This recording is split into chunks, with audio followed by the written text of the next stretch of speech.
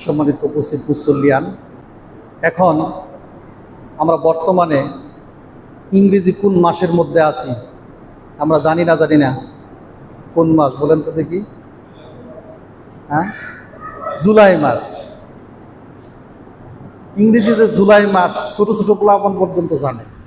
এর কারণও আছে, কারণ আমাদের দেশের যত স্কুল, কলেজ, অফিস, আদালত সকল কিছু পরিচালিত হয় ইংরেজি মাস অনুসারে।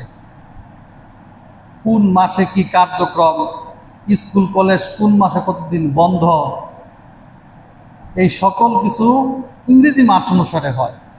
এই জন্য ইংরেজি মাসটা মোটামুটি ছাত্র ছাত্রী, শিক্ষক শিক্ষিকা, তারপরে প্রশাসনিক কর্মকর্তা সবারই জানা, প্রয়োজনীয় জানা। কিন্তু আরবি মাস এখন কি সবাই জানে?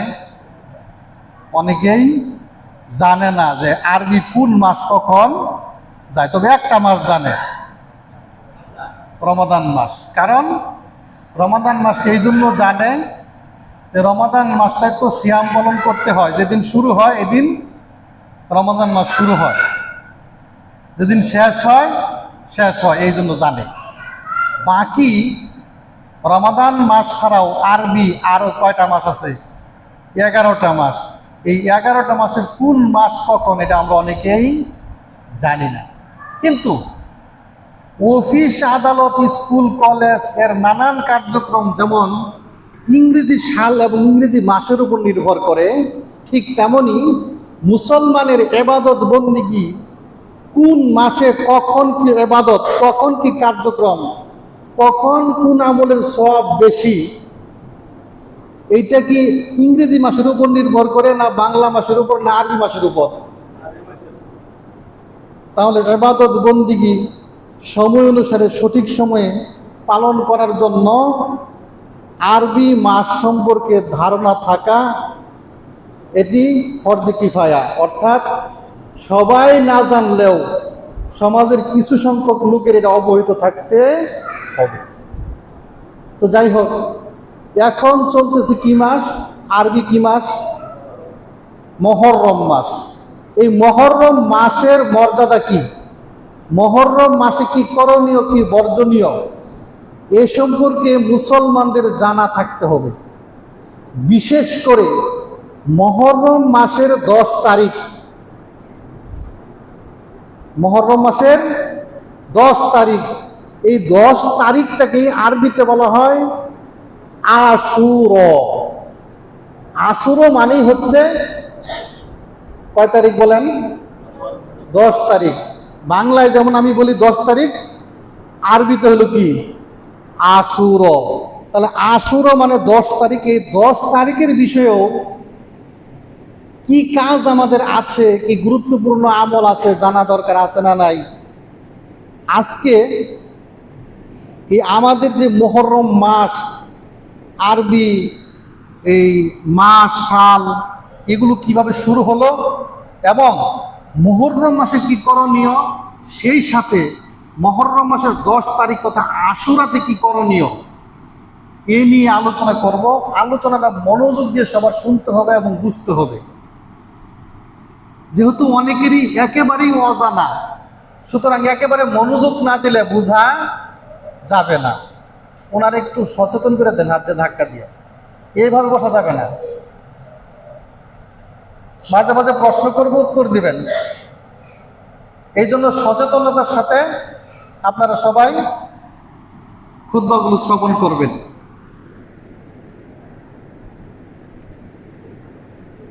সেকেন্ড, 60 সেকেন্ডে 1 মিনিট, 60 মিনিটে 1 ঘন্টা, 24 ঘন্টায় 1 দিন। 24 ঘন্টায় যে 1 দিন, মানে সূর্য ওঠা থেকে শুরু করে সূর্যাস্ত পর্যন্ত, এটা 24 ঘন্টা 1 দিন বলা হয়েছে না? এক সূর্য ওঠা থেকে শুরু করে সূর্যাস্ত আবার সূর্য ওঠা, এই টোটালটা হচ্ছে কি 24 ঘন্টা। তাহলে 24 ঘন্টা যে আমরা বলি, 24 ঘন্টায় শুধু কি দিন না রাতও আছে? রাতও আছে। তাহলে সূর্য ওঠা থেকে সূর্যাস্ত এইটুকু দিন, আবার সূর্যাস্ত অর্থাৎ সন্ধ্যা যে হয়ে গেল, সন্ধ্যা থেকে আবার সূর্য ওঠা পর্যন্ত এটা হচ্ছে কি রাত। এই সূর্য ওঠা অর্থাৎ সূর্যোদয় আর সূর্যাস্ত এটা নির্ধারণ কেউ করে দিয়েছেন? কে নির্ধারণ করেছেন? আল্লাহ তাআলা নির্ধারণ করেছেন। এখন সূর্যোদয় এবং সূর্যাস্ত নির্ধারণ করা হলো কি দিয়ে? সূর্য দিয়ে। কি বলেন? কি দিয়ে? সূর্য দিয়ে। তাহলে দিন এবং রাত নির্ধারণ করা হয় কিসের মাধ্যমে? সূর্যের মাধ্যমে।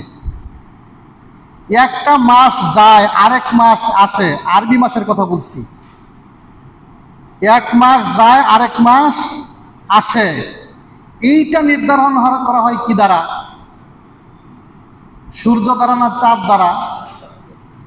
চাঁদ দ্বারা। যদি বুঝে উত্তর না দেন তাহলে মাঝখানে আলোচনা বুঝবেন না। তাহলে সূর্যোদয় সূর্যাস্ত অর্থাৎ দিন এবং রাত নির্ধারণ হয় কি দ্বারা? সূর্য দ্বারা। আর এক মাসের পরে আরেক মাস আসে, মাস নির্ধারণ হয় কি দ্বারা? চাঁদ দ্বারা। তাহলে দিন মাস এই দুইও ক্ষেত্রে নির্ধারণের ক্ষেত্রে দুইটা জিনিসের প্রয়োজন হয়, তার নাম কি? সূর্য এবং চাঁদ। আল্লাহ তাবারক ওয়া তাআলা সূরা ইউনূস 5 নম্বর আয়াতের মধ্যে বলেন, ওয়াল্লাযী জাআলা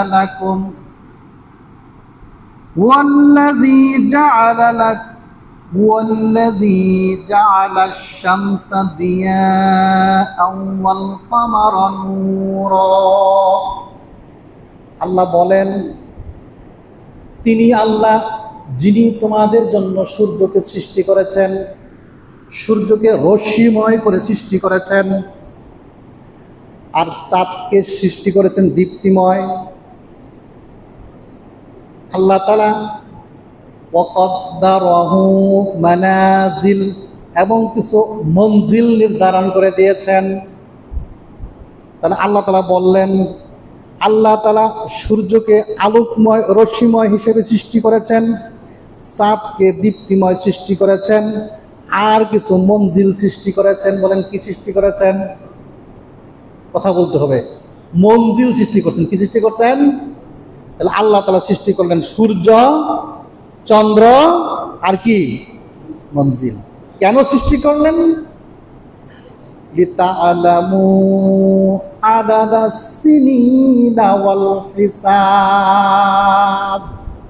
এই সূর্য, এই চন্দ্র এবং মঞ্জিলের মাধ্যমে তোমরা মাস, বছর, দিন, ঘন্টা, সময় সব কিছু হিসাব করবে এই 3 জিনিসের মাধ্যমে।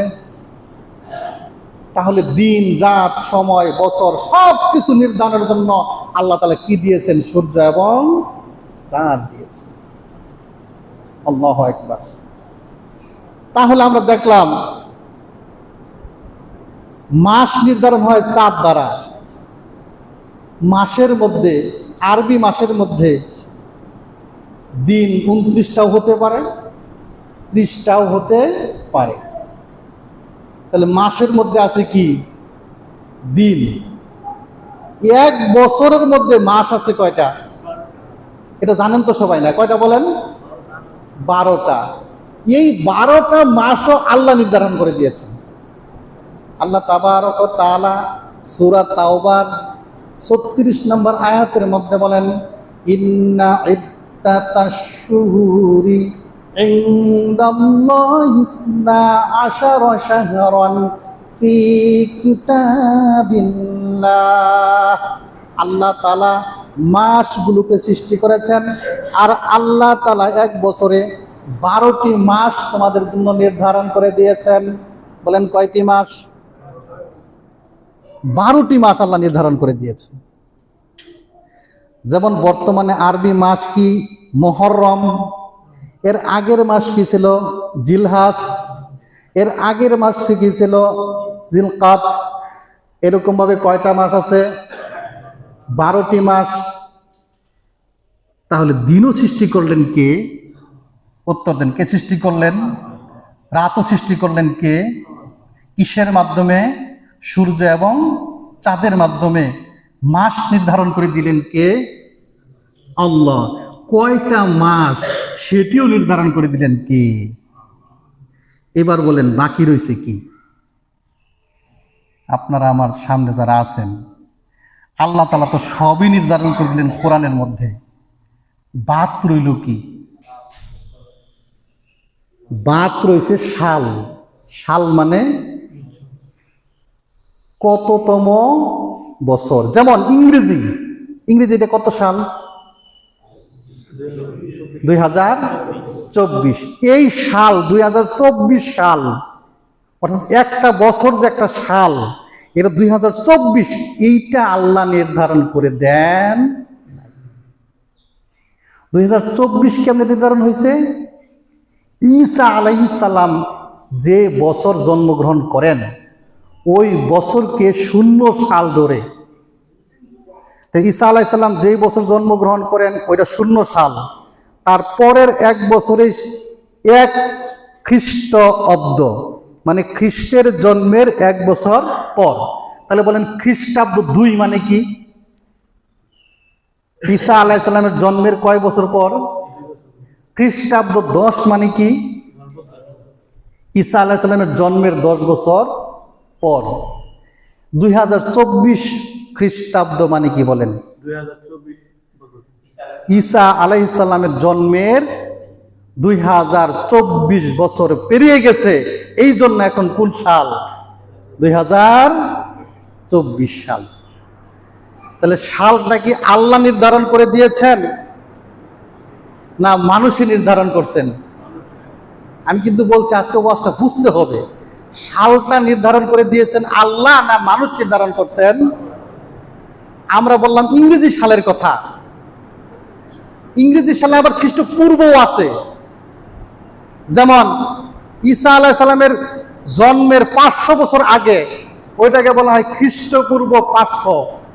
5000 বছর আগে খ্রিস্টপূর্ব 5000। তাহলে পূর্বও ধরে পরেও ধরে। এটা হচ্ছে ইংরেজি সালের কথা। এখন আমরা বলতেছি কি সালের কথা? আরবি এখন মুহররম মাস, কিন্তু 12টা মাসে তো একটা সাল। বলেন তো এই সালটা কততম সাল? কত? 1446। কত? 1446। এখন প্রশ্ন আসতে পারে না যে 1446 যে হিজরি, এইটা কিভাবে নির্ধারণ হইল?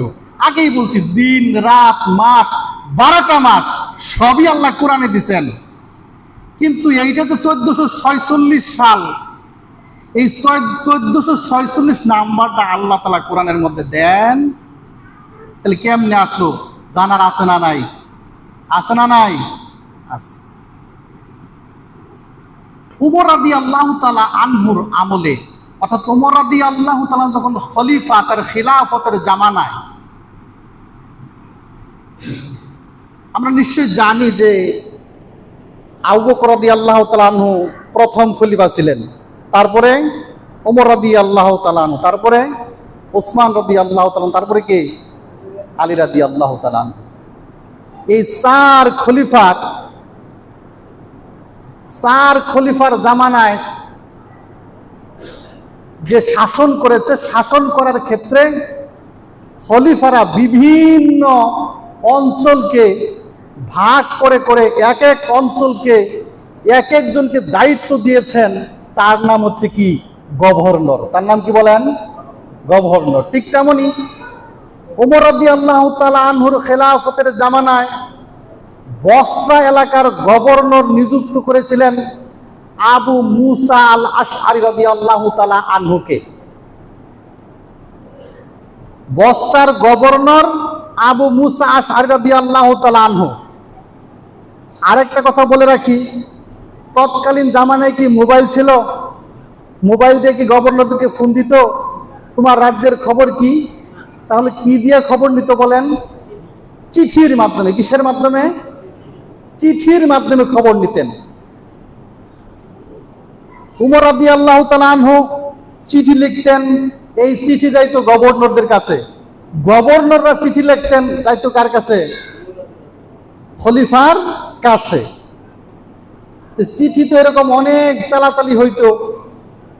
আবু মুসা আশআরী রাদিয়াল্লাহু তাআলা আনহু একবার চিঠি লিখলেন উমর রাদিয়াল্লাহু তাআলা আনহু তথা খলিফাকে উদ্দেশ্য করে।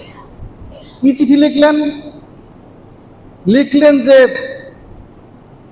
ওমর রাদিয়াল্লাহু তাআলা আনহুকে চিঠি লিখলেন এই মর্মে যে আপনি যে চিঠি পাঠান আমাদের কাছে, কোন চিঠিটা কখন কোন বছর আসতেছে এটা চিঠির মধ্যে লেখা থাকে না। তাই অনেকগুলো চিঠি যখন একত্র হয়ে যায়, কোন চিঠিটা আগে কোন চিঠিটা পরে, কোনটা কোন বছর, এইটা আমরা বুঝতে পারি না। বলেন এটা একটা ঝামেলা কিনা? ঝামেলা না? উমর রাদিয়াল্লাহু তাআলা আনহু এই চিঠি পেয়ে উমর রাদিয়াল্লাহু তাআলা আনহু তার খেলাফতের মধ্যে যে শুরা ছিল, মানে পরামর্শ সভা, বর্তমানে যেমন মন্ত্রী পরিষদ থাকে না, সংসদ থাকে না, তো খেলাফতের মধ্যে এরকম মন্ত্রী এমপি সিস্টেম তো ছিল না, কিন্তু যারা সিদ্ধান্ত নিত সেটাকে বলা হয়, বর্তমানে যেমন সংসদ তখন হইল কি শুরা। তো শুরা বসলো, বসার পরে উমর রাদিয়াল্লাহু তাআলা আনহু সমস্যাটাকে বললেন যে 12টা মাসে 1 বছর, কিন্তু চিঠি যে পাঠাই বা নানান ধরনের যে কাজকর্ম এগুলো বিঘ্ন ঘটে এই বছর সংখ্যা নির্দিষ্ট না থাকার কারণে। তখন যেমন একটু আগে বলছিলাম ইংরেজি সাল 2024 এটা নির্ধারণ করা হয়েছে কোন সময়কে ধরে? যেই বছর ঈসা আলাইহিস সালাম জন্মগ্রহণ করেছে ওইটাকে 0 সাল ধরে, ওইটাকে মাইলস্টোন ধরে তারপরে কি করা হয়েছে? হিসাব করা হয়েছে। এবার উমর রাদিয়াল্লাহু তাআলা আনহু পরামর্শ সভায় উত্থাপন করলেন যে আমাদেরও বছর নির্ধারণ করা দরকার, সাল নির্ধারণ করা দরকার, কিন্তু আমরা যে সাল নির্ধারণ করব কোন সময় থেকে সাল নির্ধারণ করব? একটা সময় তো লাগবে যে এই বছর থেকে সাল কি করেন? নির্ধারণ করেন। তখন সেখানে 6টা মতামত আসছিল। বলেন কয়টা? 6টা মতামত আসছিল শুরার পক্ষ থেকে। একজন বলছিল রোমান জাতি যেভাবে সাল নির্ধারণ করে ওইভাবে করি। আরেকজন বলল যে না, পারস্য জাতি যেভাবে সাল নির্ধারণ করে ওইভাবে করা হোক। আরেকজন বলল রাসূল সাল্লাল্লাহু আলাইহি ওয়াসাল্লাম যেই বছর জন্মগ্রহণ করেছে ওই বছরকে 0 ধরে সাল নির্ধারণ করা হোক।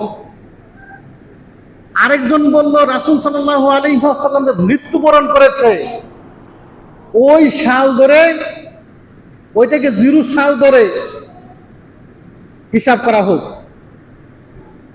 আরেকজন বলল যে রাসূল সাল্লাল্লাহু আলাইহি ওয়াসাল্লাম যেই বছর নবুয়ত পাইছে ওই বছরটাকে 0 সাল ধরে হিসাব করা হোক। মতামত কয়টা আসছে এখন বলেন তো দেখি? 5টা। কয়টা? 5টা আসছে। আমি বলছিলাম মত কয়টা?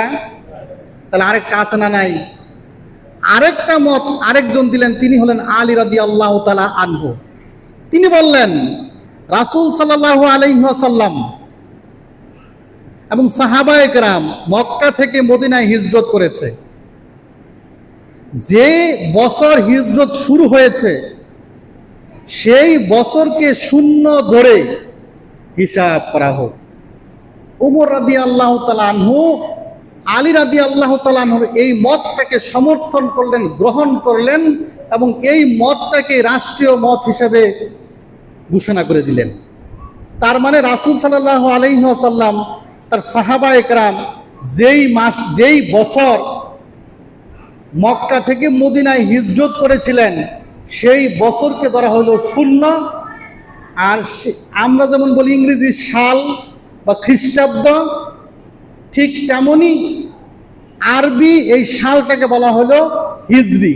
হিজরত থেকে কি আসলো? হিজরি। তা রাসূল সাল্লাল্লাহু আলাইহি সাল্লাম যেই বছর হিজরত করেছেন ওইটা শূন্য সাল।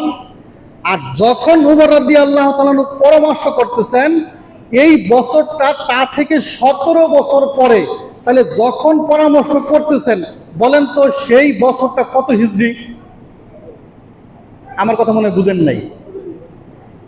রাসূল সাল্লাল্লাহু আলাইহি সাল্লাম যখন হিজরত করেছেন তখন তো শূন্য সাল। আর উমর রাদিয়াল্লাহু তাআলা যখন পরামর্শ করতেছেন সালটা কিভাবে ধরব, সেই সময় হিজরত থেকে 17 বছর পরে, তাহলে বলেন যখন পরামর্শ করতেছে ওই বছরটা কত হিজরি? কত হিজরি? 17 হিজরি। যদি আমার কথা না বুঝেন তাহলে বয়ান করে লাভ আছে? তাহলে কত হিজরি? 17 হিজরি। বুঝছেন তো? এইবার দ্বিতীয় প্রশ্ন আসলো, বছরে তো মাস 12টা, কে নির্ধারণ করছেন? এইখানে কিন্তু আল্লাহ বলে নাই যে বছরের কোন মাসটা প্রথম, অর্থাৎ কোন মাস দিয়া সাল শুরু হবে, হিজরি শুরু হবে, এটা আল্লাহ তাআলা বলে। যেমন ইংরেজিতে কোন মাস দিয়ে শুরু হয়? জানুয়ারি। শেষ হয় কোন মাসে? এখন উমর রাদিয়াল্লাহু তাআলা প্রশ্ন উত্থাপন করলেন যে তোমাদের পরামর্শ অনুসারে হিজরি নির্ধারণ হয়ে গেল, এটা 17 হিজরি, কিন্তু প্রতি বছর নতুন হিজরি সাল আসবে কোন মাসের মাধ্যমে? অর্থাৎ 12 মাসের মধ্যে কোন মাসটা প্রথম এটা নির্ধারণ করা দরকার আছে না নাই? আছে। এইবার বললেন তোমরা বলো কোন মাসটা প্রথম মাস। তখন ওইখান থেকে 2টা মত আসলো। বলেন কয়টা মত? 2টা। কিছু সংখ্যক লোকে মতামত দিল যেহেতু 12 মাসের মধ্যে, আরবি 12 মাসের মধ্যে সবচাইতে ফজিলতপূর্ণ মাস হচ্ছে কি মাস? রমাদান মাস। সুতরাং রমাদান মাসকে প্রথম মাস ধরা হোক। এটা একটা মত। 2 নম্বর মত দিলেন কিছু সংখ্যক। কি মত দিলেন? কিছু সংখ্যক লোক এই মত দিলেন যে মুহররম মাসকে প্রথম মাস ধরা হোক। কারণ হিসেবে তারা বলছে যেহেতু হিজরতের বছরকে আমরা হিজরি নিয়েছি, হিজরতের বছর সর্বপ্রথম হিজরত শুরু হয়েছে মুহররম মাসে। তার মানে মক্কা থেকে মদিনায় যে হিজরত করছে এরা তো একসাথে রাসূল সাল্লাল্লাহু আলাইহি ওয়াসাল্লাম এবং সকল সাহাবায়ে কেরাম একসাথে কিন্তু হিজরত করে নাই। কিছু সংখ্যক লোক প্রথমে হিজরত করছে, তারপরে কিছু সর্বশেষ রাসূল সাল্লাল্লাহু আলাইহি ওয়াসাল্লাম, আবু বকর রাদিয়াল্লাহু তাআলা আনহু এরকম কিছু সর্বশেষ হিজরত করেছেন। কিন্তু শুরু হয়েছে কিন্তু অনেক আগে থেকেই। তখন ওই দিকে লক্ষ্য করে বলা হইল মুহররম মাসেই প্রথম সাহাবায়ে কেরামের একটি জামাত, একটি দল প্রথম মক্কা থেকে মদিনায় হিজরত করেন। সুতরাং মুহররম মাসে যেহেতু হিজরত শুরু হয়েছে তাহলে মুহররম মাসকেই হিজরি সালের প্রথম মাস ধরা হোক। এটা যুক্তি আছে না নাই? এই জন্য মুহররম মাসকে ধরা হলো কি? প্রথম মাস। তাহলে এখন চলতেছে কোন মাস? মুহররম মাস। এই মুহররম মাসের মাধ্যমেই আরবি বছরের শুরু হয়ে গেল। এখন মুহররম মাস শুরু হয়েছে, এই মুহররম মাসের মাধ্যমে 1446 হিজরি শুরু হয়ে গেছে। আমরা মোটামুটি সবাই জানি রমাদান মাসের কি গুরুত্ব, তাৎপর্য, এটা আমরা অনেকেই জানি। রমাদান মাস ছাড়াও আরো 11টা মাসের বিভিন্ন সময় বিভিন্ন তাৎপর্য আছে না নাই? তার মধ্যে মুহররম মাসেরও এই মুহররম মাসেরও গুরুত্ব এবং তাৎপর্য এবং ফজিলত আছে। এই মুহররম মাসের রাসূল সাল্লাল্লাহু আলাইহি ওয়াসাল্লাম বলছেন যে আফদালুস সিয়ামু বা'দা শাহরুল্লাহিল মুহাররম, আফদালুস সিয়ামু বা'দা রমাদান, যে রমাদান মাসের পরে সবচেয়ে ফজিলতপূর্ণ সিয়াম হচ্ছে শাহরুল্লাহিল মুহাররম, আল্লাহর মাস মুহররম মাসে যে সিয়াম পালন করবে, রোজা পালন করবে, এই রোজা হচ্ছে রমাদান মাসের পরে সবচেয়ে ফজিলতপূর্ণ। এই হাদিসের মধ্যে বলা হইল আফদালুস সালাতু বা'দা ফারিদা সালাতুল লাইল, ফরজ নামাজের পর সর্বশ্রেষ্ঠ নামাজ হচ্ছে রাতের নামাজ তথা তাহাজ্জুদ। তাহলে যদি বুঝে থাকেন বলেন, রমাদান মাসের তো সিয়াম হচ্ছে ফরজ, রমজান মাসের সিয়াম হচ্ছে ফরজ, ওই সিয়ামের তো অনেক ফজিলত, তারপরেই সর্বশ্রেষ্ঠ ফজিলতপূর্ণ মাস কোনটা বলেন? মুহররম মাস। আচ্ছা, এই মুহররম মাসকে এইখানে এই হাদিসে বলা হইল শাহরুল্লাহিল মুহাররম, মুহররমকে বলা হয় আল্লাহর মাস। কি বলা হয়? 12 মাসিকার আল্লাহর, কিন্তু বিশেষভাবে মুহররম মাসকে বলা হয় কার মাস? আল্লাহর মাস। তাহলে আল্লাহর মাস হচ্ছে মুহররম মাস। এবং আরেকটা হাদিস আসছে তিরমিজি, সুনানো তিরমিজির হাদিস, সাহাবী আবু কাতাদা রাদিয়াল্লাহু তাআলা আনহু বর্ণনা করেন, রাসূল সাল্লাল্লাহু আলাইহি ওয়াসাল্লাম বলেন, সিয়ামু ইয়াউমু আশুরা, আশুরার দিনের সিয়াম, ইন্নী আহতাসিবু আলাল্লাহ, আমি আশা পোষণ করি, ইউকাফিরু সানাতাল্লাতি ক্বাবলাহু, আশুরার দিনের সিয়াম যে রাখবে ওই বান্দার পূর্ববর্তী 1 বছরের যত সগীরা গুনাহ আছে আল্লাহ তাআলা একদিনের সিয়ামের বদৌলতে ক্ষমা করে দিবেন। কোন দিনের সিয়াম বলছে বলেন? কোন দিনের? আশুরা। আশুরা মানে কি? মুহররম মাসের 10 তারিখ। বলেন কোন মাসের? মুহররম মাসের 10 তারিখ, আর হয়তো 2-3 দিন পরেই। এখন এইটা কেন ফজিলতপূর্ণ 10 তারিখের সিয়ামটা? তা আসুন আরেকটা হাদিস শুনি। রাসূল সাল্লাল্লাহু আলাইহি ওয়াসাল্লাম, এটি মুসলিম শরীফের হাদিস, রাসূল সাল্লাল্লাহু আলাইহি ওয়াসাল্লাম যখন মক্কা থেকে মদিনায় হিজরত করে যান, মদিনায় গিয়ে দেখেন মদিনার ইহুদিরা এই মুহররম মাসের 10 তারিখ তথা আশুরায় তারা সিয়াম পালন করে। রাসূল সাল্লাল্লাহু আলাইহি ওয়াসাল্লাম জিজ্ঞেস করলেন ইহুদিদেরকে, তোমরা এই মুহররম মাসের 10 তারিখ তথা এই আশুরার দিনে কেন সিয়াম পালন করো? ইহুদিরা জবাব দিল যে আজকে এই মুহররম মাসের 10 তারিখ, এই মুহররম মাসের 10 তারিখ তথা এই আশুরার দিনে মূসা আলাইহিস সালাম ফিরআউনের কবল থেকে নাজাত পেয়েছিলেন, এবং ফিরআউন এবং তার দলবলকে এই মুহররম মাসের 10 তারিখ আল্লাহ তাআলা কি করেছিলেন? দুনিয়া থেকে বিদায় করেছিলেন। তার মানে মূসা আলাইহিস সালামের নাজাত এবং ফিরআউনের যে ধ্বংস এই মুহররমের 10 তারিখে হয়েছিল বিদায়, মূসা আলাইহিস সালামের নাজাত যেহেতু হয়েছিল, বিজয় যেহেতু হয়েছিল, সেই শুকরিয়া স্বরূপ মুসা আলাইহিস সালাম এই দিনে সিয়াম পালন করতেন শুকরিয়া স্বরূপ। এর জন্য আমরাও সিয়াম পালন করি, কারণ এটা আমাদের বিজয় দিবস, আনন্দের দিবস।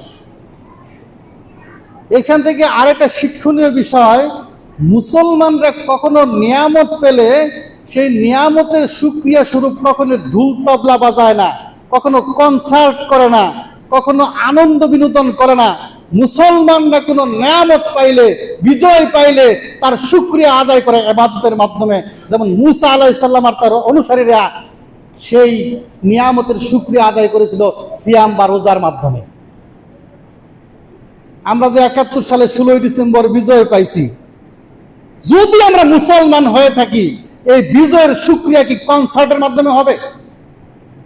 যারা মুসলমান তারা যদি শুকরিয়া আদায় করে, বলেন তারা কি কনসার্টের মাধ্যমে শুকরিয়া আদায় করবে, গানের মাধ্যমে শুকরিয়া আদায় করবে, না সালাত এবং সিয়ামের মাধ্যমে শুকরিয়া আদায় করবে?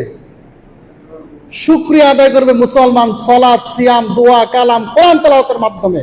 মুসলমান কখনো নিয়ামতের শুকরিয়া কনসার্টের মাধ্যমে আদায় করতে পারে না। তখন রাসূল সাল্লাল্লাহু আলাইহি ওয়াসাল্লাম বললেন যে ফানাহনু আহাক্কু ওয়া আউলা বিমূসা মিনকুম। ও ইহুদিরা, মুসা আলাইহিস সালামের খুব কাছের হচ্ছে আমরা, হক আমাদের বেশি। মুসা আলাইহিস সালামের প্রকৃত আদর্শ লালন করে মুহাম্মদ সাল্লাল্লাহু আলাইহি সাল্লাম এবং তার উম্মতেরা। সুতরাং যদি শুকরিয়া আদায় করতে হয়, যদি সিয়াম পালন করতে হয়, তাহলে আমি এবং আমার উম্মত এই দিনে সিয়াম পালন করবে। তখন রাসূল সাল্লাল্লাহু আলাইহি ওয়াসাল্লাম নির্দেশ দিয়ে দিলেন, তোমরা মুহররম মাসের 10 তারিখ সিয়াম পালন করো, আশুরার দিনে সিয়াম পালন করো। এবং পরবর্তী সময়ে এই হাদিসটাও মুসলিম শরীফের বর্ণনা করেন ইবনে আব্বাস রাদিয়াল্লাহু তাআলা আনহু।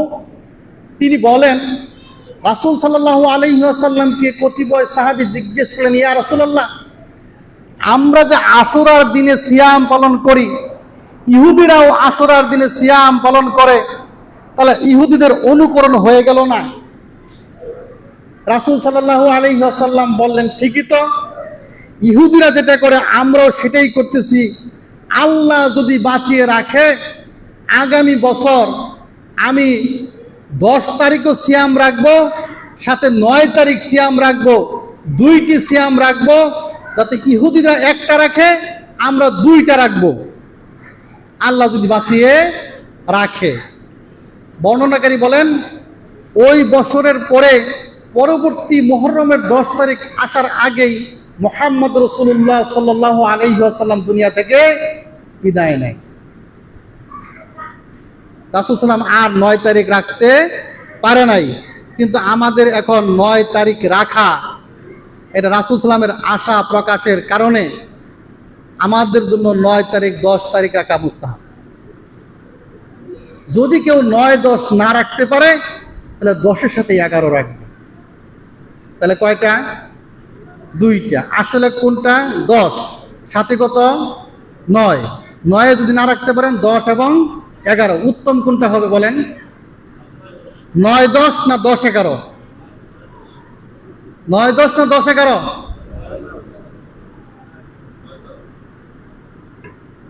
আরবাউন, 4টা জিনিস, 4টা জিনিস রাসূল সাল্লাল্লাহু আলাইহি সাল্লাম কখনো ছাড়তেন না। একটি হচ্ছে এই আশুরার সিয়াম, 2 নাম্বার হচ্ছে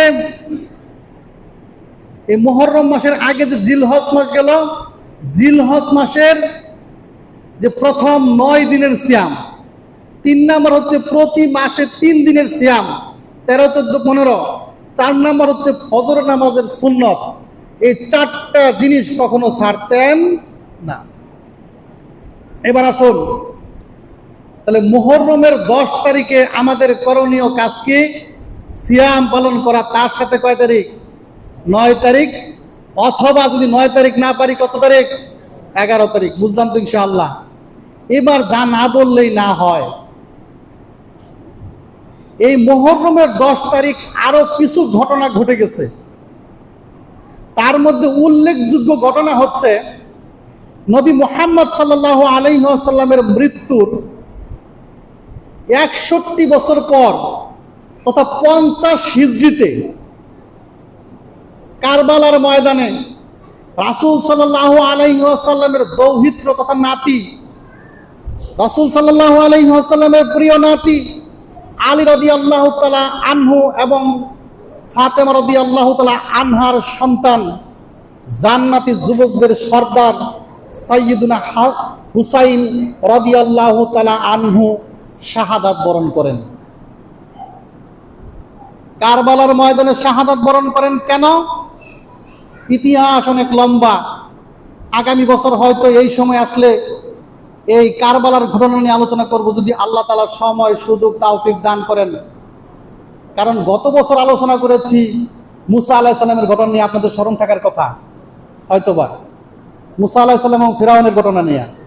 আগামী বছর সুযোগ থাকলে ইনশাআল্লাহ কারবালা নিয়ে আলোচনা করব, যদি আল্লাহ সময় সুযোগ দেয়। এই বছর শুধু আলোচনা করতেছি আমরা এই মুহররমের বিষয়টা নিয়ে। সংক্ষেপে বলি, হুসাইন রাদিয়াল্লাহু তাআলা আনহু কারবালার ময়দানে শাহাদাত বরণ করেছিলেন। কারণ কি? হুসাইন রাদিয়াল্লাহু তাআলা আনহু তিনি বাতিলের সাথে আপোষ করেননি। হুসাইন রাদিয়াল্লাহু তাআলা আনহু হকের ব্যাপারে আপোষ করেননি, ইসলাম প্রতিষ্ঠায় আপোষ করেননি। হুসাইন রাদিয়াল্লাহু তাআলা আনহু প্রয়োজনে রক্ত বিন্দু দিয়ে, প্রয়োজনে নিজের জান দিয়ে প্রমাণ করে গেছেন হক হক, ইসলাম সত্য, তা প্রতিষ্ঠায় কখনো বাতিলের সাথে আপোষ করা যাবে না। তাহলে এই ঘটনাটাও ঘটে গেছে মুহররম মাসের কয় তারিখ বলেন? 10 তারিখ। তাহলে আমরা যে সিয়াম পালন করব, এই সিয়ামটা হচ্ছে বিজয়ের সিয়াম। বিজয় পেয়েছিলেন কে? মুসা আলাইহিস সালাম। ওই বিজয়ের সিয়াম হচ্ছে কি? এই সিয়াম। আর এই 10 তারিখেই হুসাইন রাদিয়াল্লাহু তাআলা আনহু শাহাদাত বরণ করেছিলেন। তাহলে এই 10 তারিখ আবার আমাদের জন্য বিজয়ের দিন না দুঃখের দিন? আমার কথা মনে বুঝেন না, বলেন। হুসাইন রাদিয়াল্লাহু তাআলা আনহু শাহাদাত বরণ করেছিলেন, তাহলে কি আমাদের বিজয়ের দিন হলো না দুঃখের দিন হলো? সুখের দিন হলো না সুখের দিন হলো? তাহলে দুঃখের দিন।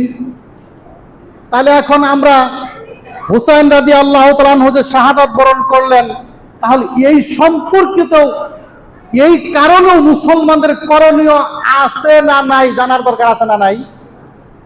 আছে না নাই? এখন হুসাইন রাদিয়াল্লাহু তাআলা আনহু যখন শাহাদাত বরণ করলেন এই 10ই মুহররম আশুরার দিনে, এই দিনে সারা পৃথিবীতে বিশেষ করে বাংলাদেশেও আমরা দেখতে পাই পৃথিবীর নানান জায়গায় বাংলাদেশেও তাজিয়া মিছিল হয়, অর্থাৎ তাজিয়া মিছিল হয় এবং অনেকেই নিজেদের গায়ে ছুরি নিক্ষেপ করে, বিশেষ করে শিয়ারা, ইরান ইরাকের শিয়ারা শরীরে ছুরি নিক্ষেপ করে, রক্তাক্ত করে, তাজিয়া মিছিল করে, চিৎকার কান্নাকাটি করে, মাতম করে, এগুলো করে তারা বোঝাতে চায় তারা হুসাইন রাদিয়াল্লাহু তাআলা আনহুর শাহাদাতের কারণে তারা ব্যথিত, তারা অত্যন্ত দুঃখিত, তারা কষ্টে এগুলো করে। তারা এমনটা বোঝাতে চায় তারা হুসাইন রাদিয়াল্লাহু তাআলা আনহুর শাহাদাতের কারণে খুবই কষ্টিত আছে। কিন্তু সম্মানিত উপস্থিতি, আবেগে ইসলাম চলবে না, ইসলাম চলবে বিবেকে। বলেন, ইসলাম কি আবেগে চলে না বিবেকে? বিবেকে। রাসূল সাল্লাল্লাহু আলাইহি ওয়াসাল্লাম এর জীবদ্দশায় রাসূল সাল্লাল্লাহু আলাইহি ওয়াসাল্লামের অসংখ্য সাহাবী পৃথিবী থেকে বিদায় নিয়েছেন, শাহাদাত বরণ করেছেন। উদাহরণস্বরূপ যদি বলি, প্রথম শহীদ হয়েছেন সুমাইয়া রাদিয়াল্লাহু তাআলা আনহা, যাকে পাষণ্ড বর্বর আবু জাহেল কাফের লজ্জাস্থানে আঘাত করে নির্মমভাবে শহীদ করে দেন সুমাইয়া রাদিয়াল্লাহু তাআলা আনহাকে। রাসূল সাল্লাল্লাহু আলাইহি ওয়াসাল্লামের চাচা হামজা রাদিয়াল্লাহু তাআলা আনহাকে নির্মমভাবে শহীদ করে দেন কাফেররা। হামজা রাদিয়াল্লাহু তাআলা আনহু রাসূল সাল্লাল্লাহু আলাইহি ওয়াসাল্লামের চাচা, যিনি শাহাদাত বরণ করেন অত্যন্ত নির্মমভাবে।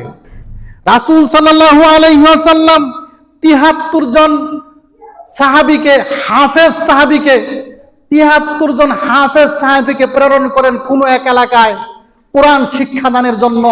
এই ৭৩ জন হাফেজকে সমূলে শহীদ করে দেন কাফেররা, ৭৩ জন হাফেজ। আমি আপনাদের নিকট প্রশ্ন রাখতে চাই, সুমাইয়া রাদিয়াল্লাহু তাআলা আনহা, হামজা রাদিয়াল্লাহু তাআলা আনহু, এই ৭৩ জন সাহাবী, এদের কষ্টে কি রাসূল সাল্লাল্লাহু আলাইহি ওয়াসাল্লাম কষ্ট পেয়েছিলেন না পান নাই? দুঃখ পেয়েছিলেন না পান নাই? রাসূল সাল্লাল্লাহু আলাইহি ওয়াসাল্লাম এই সাহাবীদের শাহাদাত বরণের কারণে কখন তাজিয়া মিছিল করেছিলেন? রাসূল সাল্লাল্লাহু আলাইহি ওয়াসাল্লাম এই সাহাবীদের শাহাদাত বরণের কারণে কখন সে চিৎকার চেঁচামেচি করেছে? রাসূল সাল্লাল্লাহু আলাইহি ওয়াসাল্লাম তার চাচা হামজা রাদিয়াল্লাহু তাআলা আনহুর শাহাদাত বরণের সময় কোন তাজিয়া মিছিল, চিৎকার চেঁচামেচি করেন নাই। সুমাইয়া রাদিয়াল্লাহু তাআলা আনহার শাহাদাত বরণের সময় চিৎকার চেঁচামেচি বা নিজেকে রক্তাক্ত করা বা তাজিয়া মিছিল করা, এগুলো কোনো কিছু করেন নাই, করার অনুমোদন দেন নাই। ৭৩ জন হাফেজ সাহাবীর শাহাদাত বরণের সময় চিৎকার চেঁচামেচি, তাজিয়া মিছিল, নিজেকে রক্তাক্ত করার কোনো অনুমোদন দেন নাই, নিজেও করেন নাই। সুতরাং বুঝতে হবে, হুসাইন রাদিয়াল্লাহু তাআলা আনহুর শাহাদাত বরণকে কেন্দ্র করে যারা তাজিয়া মিছিল করে, চিৎকার চেঁচামেচি করে, যারা নিজেদেরকে রক্তাক্ত করে, বুঝতে হবে এরা তো হুসাইন রাদিয়াল্লাহু তাআলা আনহুর শাহাদাত বরণের কারণে খুব প্রেমিক সাজে।